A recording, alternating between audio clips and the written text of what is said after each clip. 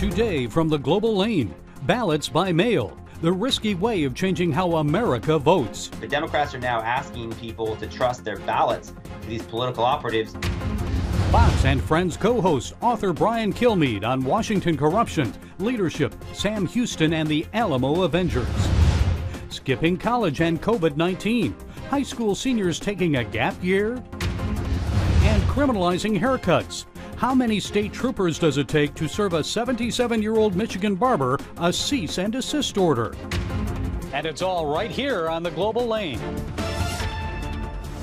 Choosing the U.S. president by mail or casting your ballot from your smartphone. What do you think of that? California Governor Gavin Newsom just signed an executive order allowing registered voters in the USA's most populous state to vote by mail. And he's ordered that ballots be sent to them for the upcoming November general election. Giving them the choice not to feel like they have to go into a concentrated, dense environment where their health may be at risk, but provide an additional asset and additional resources by way of voting by mail. And it's not just in California. The push is on to bring voting by mail to your state. But what are the ramifications? Well, here to share some thoughts is Eric Eggers. Mr. Eggers is the research director of the Government Accountability Institute and author of Fraud: How the Left Plans to Steal the Next Election. Hi, Eric. It's good to see you again. And I know you wrote recently that buried on page 643 of the Coronavirus Aid, Relief, and Economic Security Act is funding for states to conduct elections by mail.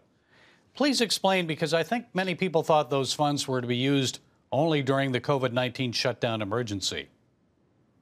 Yeah, thanks, Gary. It's very interesting how the Democrats have attempted to use this global pandemic and unprecedented crisis in our country's history as an opportunity to reshape our election laws. And I think all you need to do is look at that first effort pushed by Democrats. Luckily, it wasn't codified into the final law. But Democrats absolutely attempted to not only mandate national all-mail balloting, but also legalize the collection of what we call ballot harvesting, which is the third-party solicitation and collection of ballots. So if they had gotten their way, it would have been major changes to the way America conducts elections. But even though it hasn't been made national law yet, many states, as you just noted, are doing it, starting with California. And a big part of mail-in balloting is also, as you mentioned, third-party delivery. Tell us about that and why we should be concerned. So ballot harvesting is this kind of, it's been in the shadows for a long time in American elections. But California, ahead of 2018, became the first state to legalize the practice by which somebody can come to your door and help you fill out a ballot request form. And then they can also then come to your door and then collect the ballot after you've received it and filled it out. And then they promise to deliver it to a polling location or drop-off center. It's interesting because while California has said the practice is legal, many states actually say it's illegal. You may remember the election in 2018 in which a U.S. House race was not certified because a Republican candidate was found to have used that same practice. In North Carolina, it's illegal. In California, it's illegal. But I think the main concern, right, is the idea that, you wouldn't trust someone. You wouldn't just hand your wallet and say, hey, take this to the bank for me. But Democrats are now asking people to trust their ballots to these political operatives. Another push is to eventually allow people to cast their ballots right from their smartphones. Now, that seems reasonable, convenient. So, Eric, what's the risk to election integrity with that voting method? Well, it just depends on how effective the states have been at developing technology. One of the things I realized in the research for the book is that America remains a third world country when it comes to election technologies. Some states, like West Virginia, have successfully used aspects of blockchain technology to do pilot programs for mobile voting, specifically for members of the military from overseas. But I'd be very surprised to see states be able to ramp up the technology so quickly. I mean, we're a country that struggles to even just use regular ballot counting machines. Many of those machines are decades old. So to fundamentally shift the way that we might be able to do cell phone voting, hey, I support anything as long as you can do the technology and do it safely. But then, who's to say that the person that owns the phone is the person casting the ballot? There you go. And all of us remember those hanging chads, don't we? Well, 2 summers ago at the DEF CON Hackathon conference, remember an 11-year-old boy managed to change election results on an imitation Florida state voting website. That's an 11-year-old boy did that in 10 minutes. So how easy is it to alter election results electronically? What do we need to do to secure electronic votes? It's a great question. I think it's one of the reasons why so many people are pushing for paper ballots, right? I mean, while the election databases may be vulnerable to hacking, the only safeguard I think you have against that is to make sure you have a verified paper ballot as a record, because as far as I know, 11-year-olds or other foreign actors can't manipulate those yet. Some states now are doing away with voter ID laws. Right here in Virginia, Governor Ralph Northam recently signed legislation repealing the requirement that voters actually show an ID before casting their ballots. And I know the argument has always been we need to make it easier for people to vote. Voter ID laws disenfranchise people who don't have IDs. What do you think about that? Yeah, there remains this tension between voter accessibility and voter security. But the reality is this. There's no evidence that requiring voter ID has infringed or diminished the productivity of minority voters. In fact, many states, including Georgia, saw increases in minority voting after implementing voter ID. And the sad fact is that voter ID is one of the few safeguards that we have. I think it's far from sufficient, but it's one of the few mechanisms we have to try to ensure that the person that's casting the ballot is actually the legal voter on the voter rolls. I mean, if you wanted to get on an airplane or purchase an alcoholic beverage, or even, ironically, attend the last Democratic National Convention, you would have had to show a driver's license. So I find it a bit ironic that many Democrats don't feel like you should have to show an ID in order to cast the ballot, the most sacred act in American democracy. Okay, I'm sure we'll be hearing more from you as we get closer to the general election. Eric Eggers, Research Director of the Government Accountability Institute and author of Fraud, How the Left Plans to Steal the Next Election. Thanks for being with us, Eric. Thanks, Gary.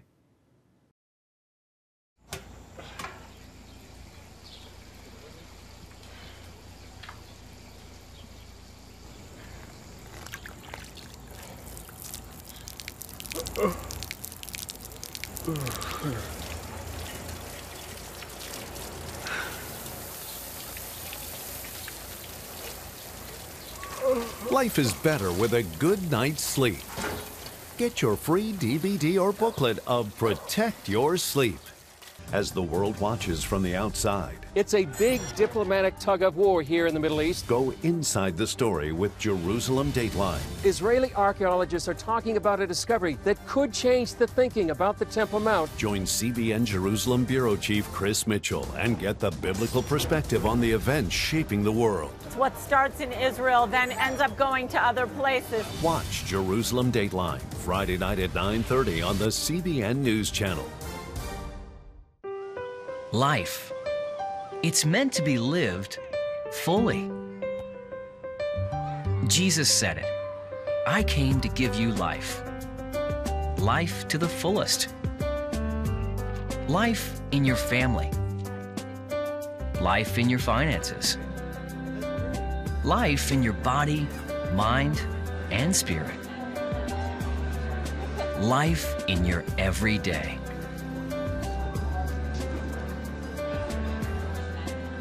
At CBN.com, we're taking what Jesus said seriously. We're here to help you discover life. Life. Live it fully. CBN.com.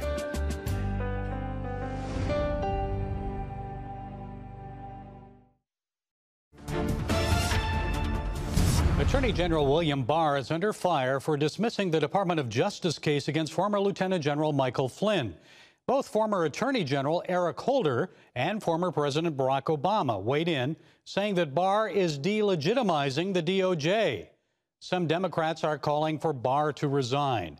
Well, here with some insights on this and other issues is someone who deals with Washington politics every weekday morning is co-host of Fox and Friends. Brian Kilmeade is also host of the Brian Kilmeade Radio Show and author of a number of books, including his latest, now in paperback, Sam Houston and the Alamo Avengers. Brian, it's good to talk with you, and we'll get to your book in a moment. But first, it seems that Washington just thrives on scandals, especially during an election year. And we've had Russiagate, Spygate, Ukrainegate, now Obamagate. You cover this every day.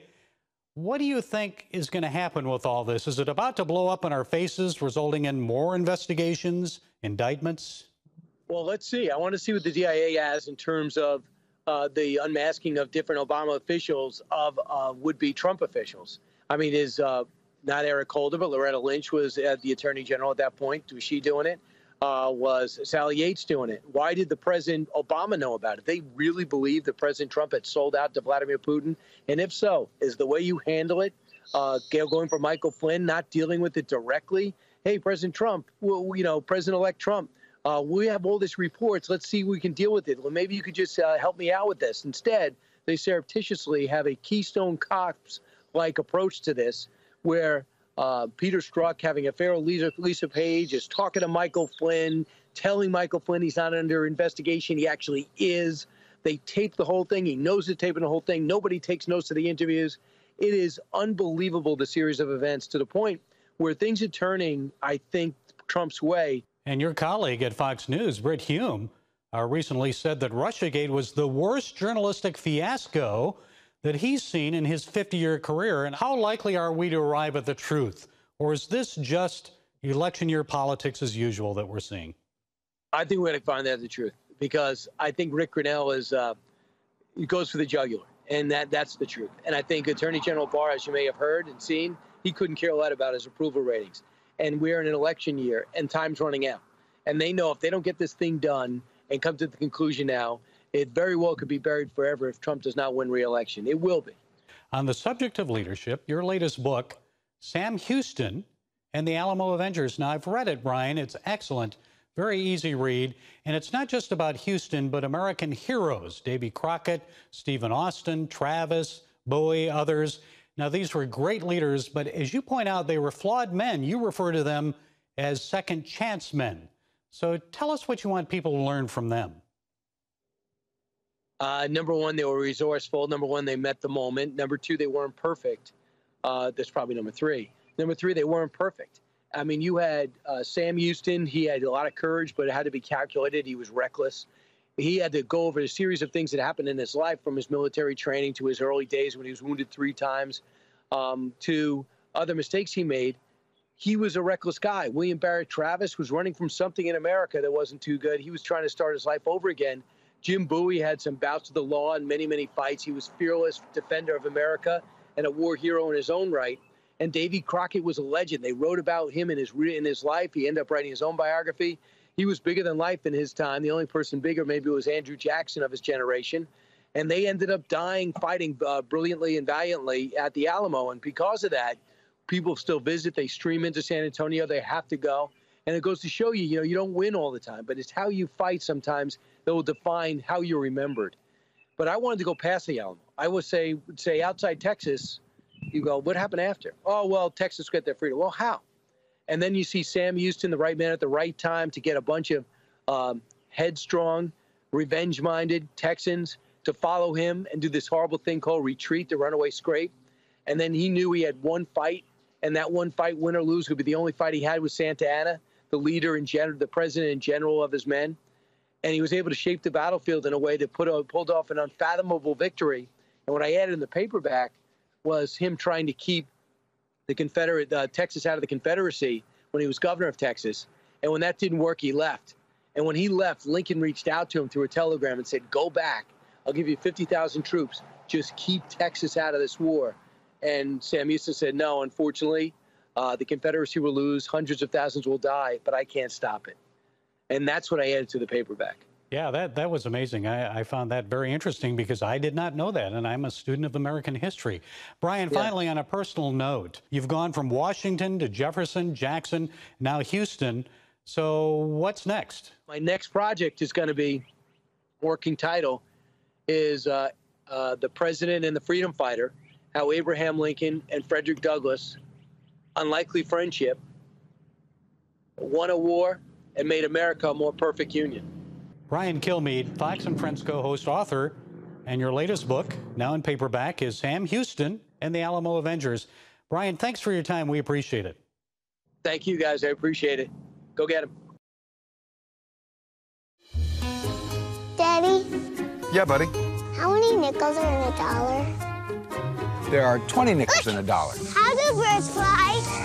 Does milk really make my bones stronger? Yeah. Daddy, when we die, will we go to heaven? Do you have the answer to life's biggest question? Call the 700 Club. We'll help you find answers to the important questions life brings your way. Watch breaking news, in-depth exclusive stories and programs from health to entertainment you won't find anywhere else. The CBN News Channel, a perspective you can trust. Enjoy credible news reporting from around the world. Discover inspiring programs and stories of hope, all in one place from a Christian perspective.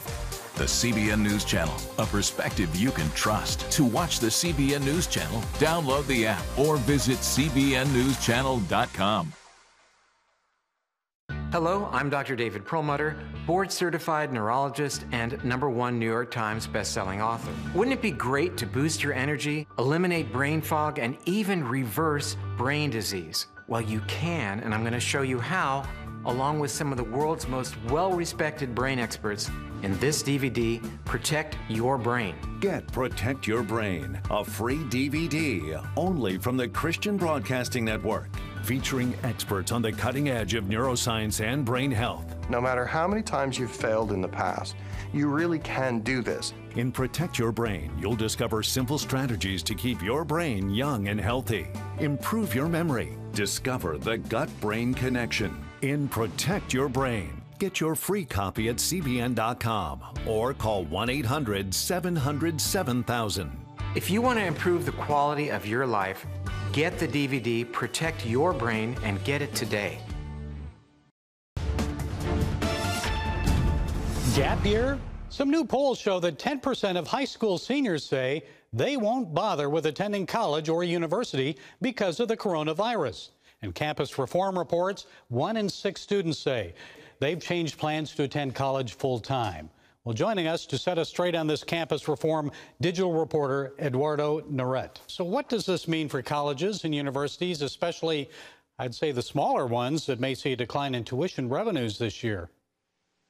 Well, it's devastating, and it's devastating because it's not just one poll. So since the coronavirus broke out, a number of higher education research and data firms have been doing surveys and polling of students. And we've covered those at the Leadership Institute's Campus Reform. And like you said, we've shown about 10% of high school students have said they have already made alternative plans this upcoming fall and will not attend four-year institutions because of the virus. You know, other numbers in that poll show that colleges could face up to a 20% decline in enrollment this fall. And for a small school that doesn't have that many students, you know, a small college here and there around the country, that could end up shutting them down permanently. A lot of schools can't survive if they face a 20% decline in enrollment. So it's going to be interesting to see how this plays out. But like I said, could be devastating for many schools around the country. Well, even larger universities may have to lay off some professors, I guess, if they're not tenured.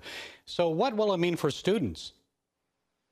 Well, it's going to be interesting, like you said, large universities as well. A lot of them operate on a semester-to-semester budget. You know, tuition serves as their operational budget, so they're going to see some hits from this too. But basically what students are saying is they're now looking more critically and thinking more critically about higher education than they ever have in the past. So instead of these four-year institutions, they're looking at non-degree programs. They're looking at online education because a lot of the ones we have spoken to have told us, look, we did not sign up for an online education. We understand what the virus is doing. It has hit us financially. And so if we're going to go into the fall faced with online learning, we're going to either take some time off, we're going to pursue something else because we are not going to pay tens of thousands of dollars a year to learn from a computer.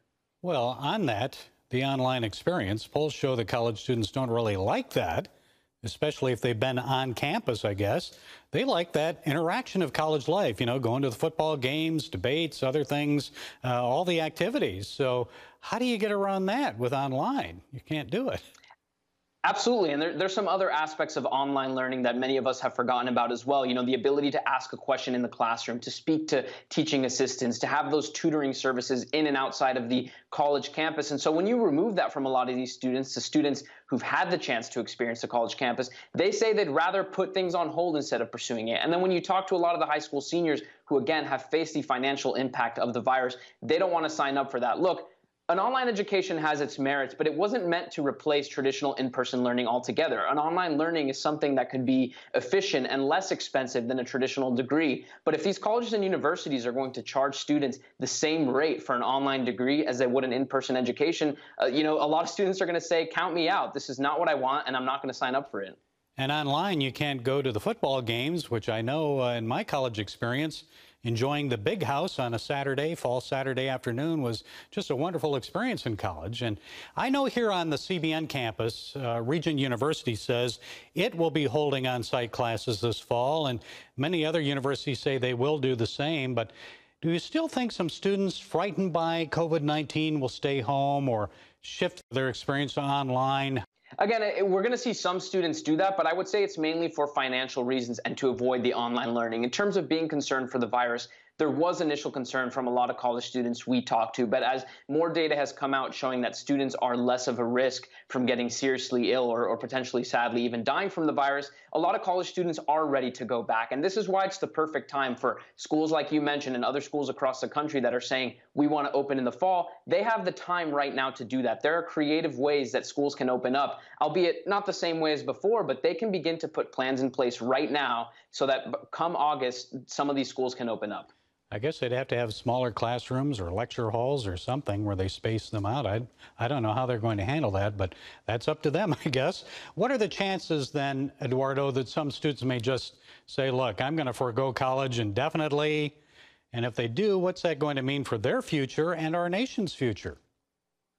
Again, I think we're going to see a high chance of that. And as we've been saying some time now at Campus Reform is that the coronavirus could upend higher education as we know. We could see some changes that are permanent here because of the virus, and they can be good and bad. So a lot of these students may choose to jump into the workforce, pursue trade schools, pursue non-degree programs, as opposed to enrolling in a four-year institution. And if they come from difficult financial backgrounds, that may be the smart decision for them. Alternatively, we may see schools react to the virus and say, look, we realize over the years we've been charging too much. Students aren't interested in that anymore. Maybe we need to offer different programs. Maybe we need to offer other incentives to attract students to campus. So there are some positives and negatives about the situation, but it's going to force everyone in the equation, from students to these colleges and universities, to rethink what they've done in the past, and they're going to have to find something that works in the future.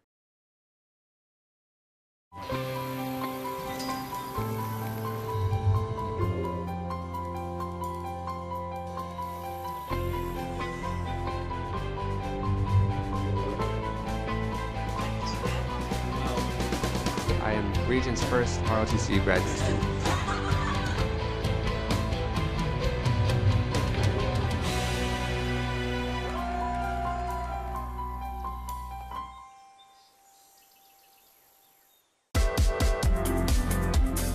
Meet the pastors who are preaching the gospel in a fresh, fearless way.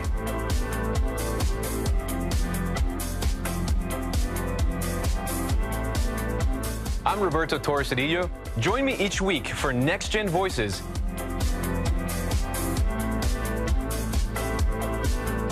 And watch God transform a generation.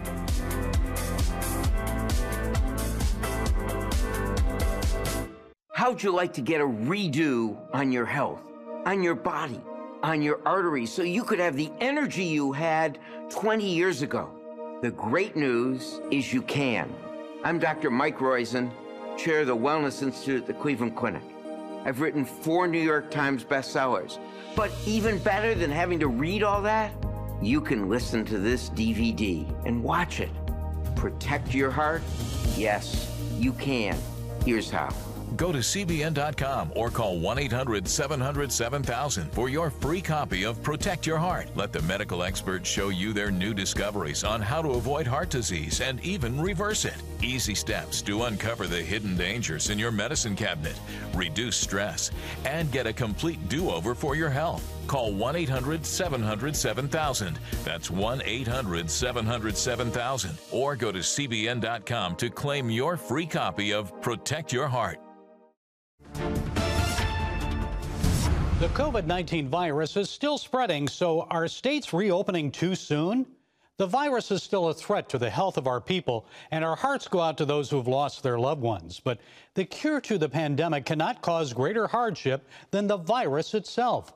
The American economy is tanking, unemployment is at record highs, and healthy people are being punished and prevented from earning a living. People like 77-year-old Owasso, Michigan barber Carl Mahnke. He's been cutting hair at his shop for 60 years. Now, on May 4th, Mahnke reopened for business in defiance of Governor Gretchen Whitmer's lockdown order. You know, I had gone 6 weeks without a paycheck, with no money coming in. I've always worked. I've never looked for handouts. I don't even know what they are. I had somebody call me and say, well, why didn't you get on food stamps? Well, you know, I don't want food stamps. I want to work. Ruh-roh, George. Here comes the law. So how many state troopers does it take to serve a 77-year-old Michigander a citation? I count 6 here. No ill will. Mahnke knows the troopers were just doing their job. But really, Governor Whitmer and State Attorney General Nessel, you're going to criminalize cutting hair? Mahnke says he's taken all the necessary precautions to protect his customers from COVID-19. Masks, 6 feet distancing, hand sanitizer. But Governor Whitmer isn't satisfied. The Hill reported her response in a Twitter video. I expect people to follow the law. These executive orders are not a suggestion. They're not optional. They're not helpful hints. Governor Whitmer, you say you expect Michiganders to follow the law, but executive orders are not actually law. Only the legislative branch of government can make and pass laws. The Michigan State Legislature did not pass or approve your restrictive orders. In all fairness to Governor Whitmer, she did allow some workers to return to their jobs on May 7th, mostly those working outdoors. Now, she's expected to lift some other restrictions later this month. But what about barbers like Mahnke? Not yet. His work is still considered illegal. But a judge did deny the state's request that a restraining order be issued against Mahnke. His shop can remain open at least until a court hearing is held. And Mahnke is unlikely to be arrested. Apparently, Whitmer and Nessel have learned some lessons about bad publicity from Texas and the case of Shelley Luther. She was sent to jail for prematurely opening her Dallas hair salon. Remember that? Pandemic or not, forcing Mahnke's barbershop or Luther's salon to remain closed is an unconstitutional taking of their property. It deprives them of using and adding value to their business, their property, and harms their ability to earn a living. It seems that cases like these have lawsuit written all over them, don't you think? Folks, at some point, protecting society from the virus must be up to individuals, not government. And that means we have the responsibility to do the right thing to protect ourselves and others by following social distancing guidelines. Government can and should only do so much to protect us. So as America begins to reopen for business, let's look to God's protection. Let's not forget the golden rule as told to us by Jesus in the book of Matthew, chapter 7, verse 12. Do unto others as you would have them do unto you. Well, that's it today from the Global Lane. Be sure to follow us on Facebook, iTunes, SoundCloud, YouTube, and Twitter. And until next time, be blessed.